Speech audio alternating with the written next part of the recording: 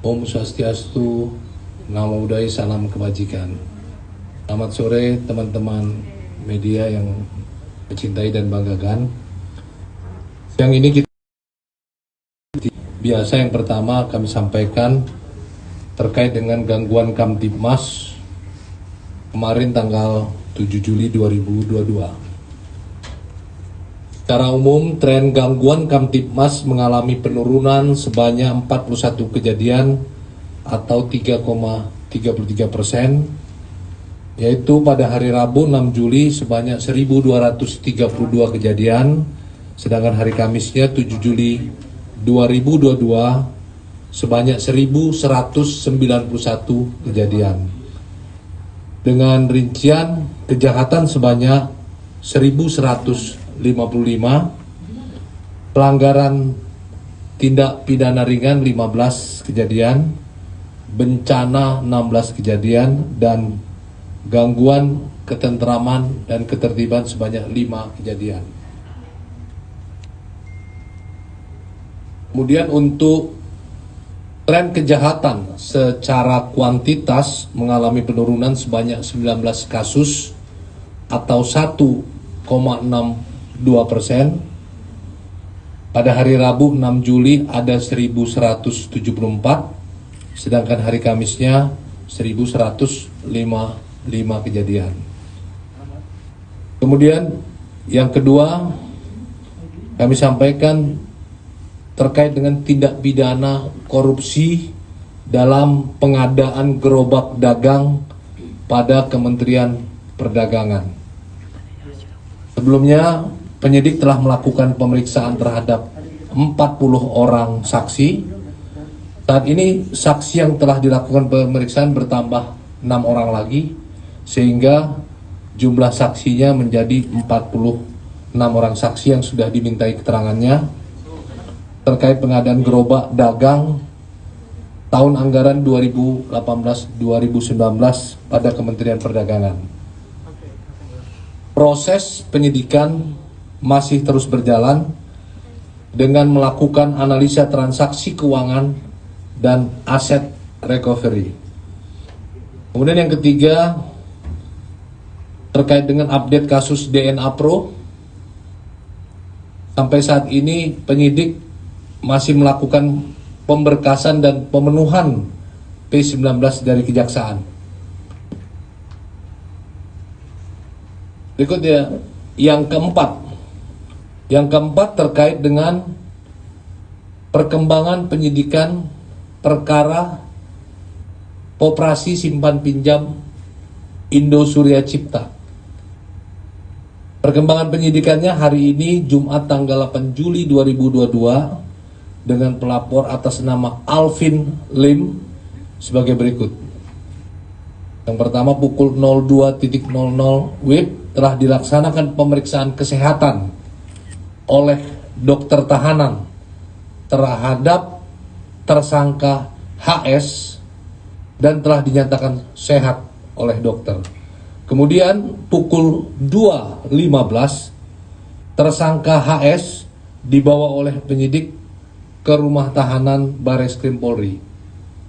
Kemudian ketiga, dilakukan penahanan terhadap HS di rutan atau rumah tahanan Bareskrim Polri selama 20 hari ke depan, terhitung mulai tanggal 8 Juli sampai dengan 27 Juli 2022. Kemudian yang kelima terkait dengan perkembangan penyalahgunaan dana di Yayasan ACT atau Aksi Cepat Tanggap. Berdasarkan laporan informasi nomor LI 92 7 Romawi Direktorat Tindak Pidana Eksus dan surat perintah penyelidikan dan surat perintah tugas, kami sampaikan bahwa saat ini kasus tersebut ditangani oleh Direktorat Tindak Pidana Eksus Bareskrim Polri dan masih tahap penyelidikan. Saya ulangi, masih dalam tahap penyelidikan.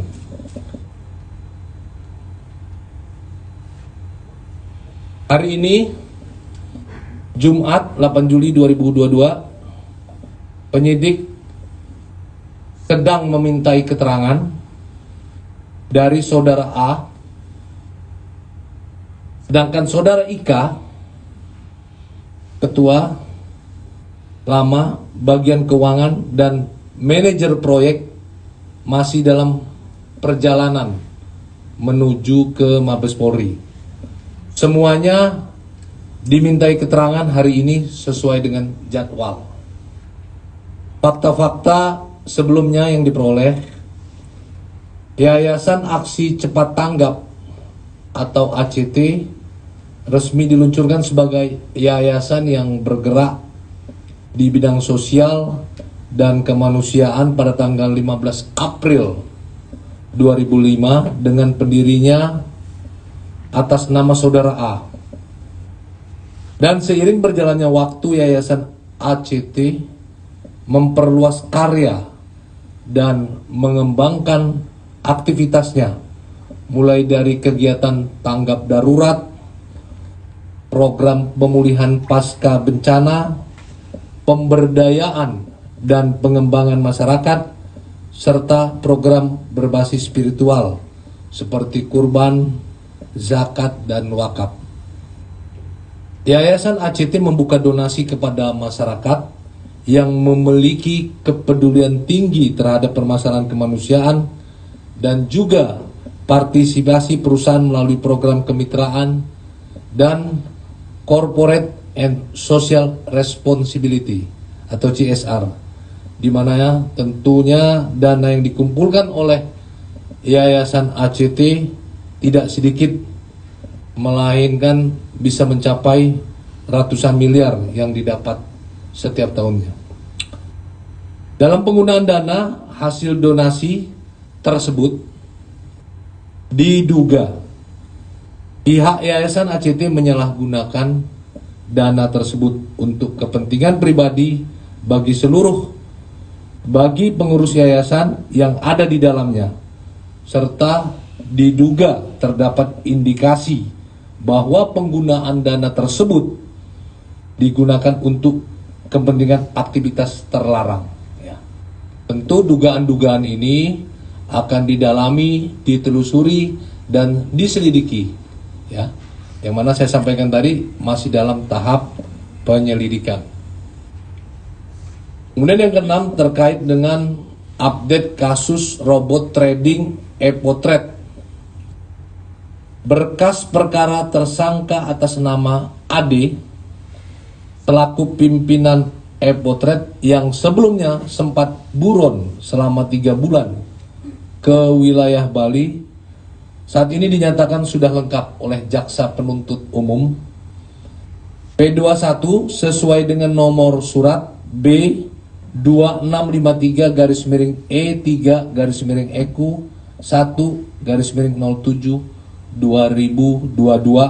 pada tanggal 6 Juli 2022 terkait kasus tindak pidana pencucian uang, dan saat ini yang bersangkutan sudah ditahan di Rutan Bareskrim Polri. Kemudian yang ketujuh terkait kasus PT Asli Rancangan Indonesia.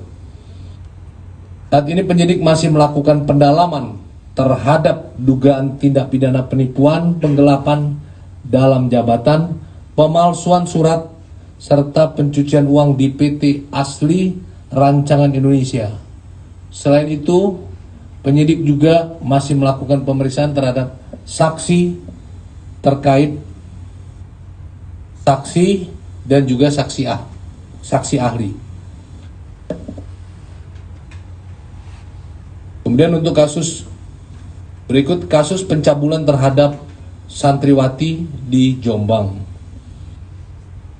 Kasus ini didasari oleh laporan polisi nomor LPB-392-10 Romawi Res _2019 Jatim _Res Jombang tanggal 29 Oktober 2019. Tindak pidana dengan kekerasan atau ancaman dengan kekerasan memaksa perempuan atau bukan istrinya bersetubuh dengan dia garis miring melakukan perbuatan cabul dengan anak yang belum dewasa. Tersangkanya atas nama MSAT, usia 42, warga Jombang, sedangkan korbannya adalah saudari MN beserta 4 orang lainnya. Artinya korban berjumlah 5. Tersangka melakukan perbuatan tidak terpuji terhadap korban banyak 2 kali pada hari Senin tanggal 8 Mei 2017 pukul 11.00 WIB dan sekitar 10 hari kemudian, yaitu tanggal 18 Mei 2017 pukul 2.30 di Gubuk Cokro Kembang yang terletak di kawasan pesantren Cinta Tanah Air Kabupaten Jombang. Dengan barang bukti 2 buah rok panjang, 2 buah jilbab, 2 setel seragam, 1 buah kaos, dan 3 lembar surat keputusan pemberhentian sebagai murid IMQ dan MQ. Atas kejadian tersebut, penyidik telah melakukan upaya yang pertama pemeriksaan terhadap 36 saksi dan 8 saksi ahli. 8 saksi ahli ini terdiri dari 3 saksi ahli pidana, 3 ahli kedokteran, dan 2 ahli psikologi. Kemudian penyidik juga mendapatkan visum et repertum korban dari RSUD Jombang. Kemudian pada tanggal 4 Januari 2022 berkas perkara telah dinyatakan lengkap oleh Jaksa Penuntut Umum atau P21.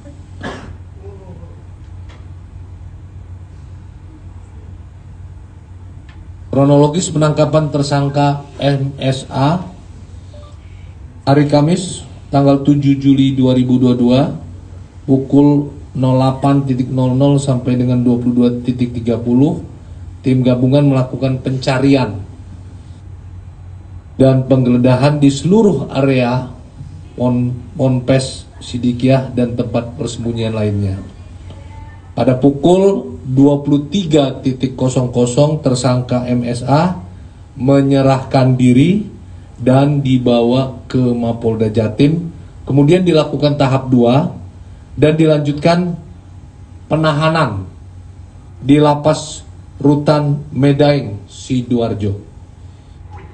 Atas perbuatan tersangka atas nama MSA alias Mas Beki disangkakan pasal 285 KUHP dan pasal 294 ayat 2 kedua huruf E KUHP dengan pidana penjara paling lama 12 tahun. Demikian rekan-rekan. Terima kasih atas perhatiannya. Wassalamualaikum warahmatullahi wabarakatuh. Ya, ini. Pak, izin yang untuk DNA Pro dulu Pak, yang DNA Pro itu yang untuk 3 tersangka yang masih DPO, perkembangannya seperti apa Pak? Apakah sudah ditangkap atau gimana Pak? Masih dalam tahap pencarian nih. Yang 3 ya. Lainnya jelas ya? Satu lagi Pak, yang Satu lagi. yang Indosurya Pak, kan itu kan total ada 3 tersangka, satu kan masih buron yang kemarin dibebaskan dengan demi hukum kan 2 orang. JI satu lagi kalau nggak salah. Itu satu lagi gimana Pak? Kan baru 1 yang ditahan, yang satu lagi yang sekretaris administrasi kalau nggak salah itu gimana Pak?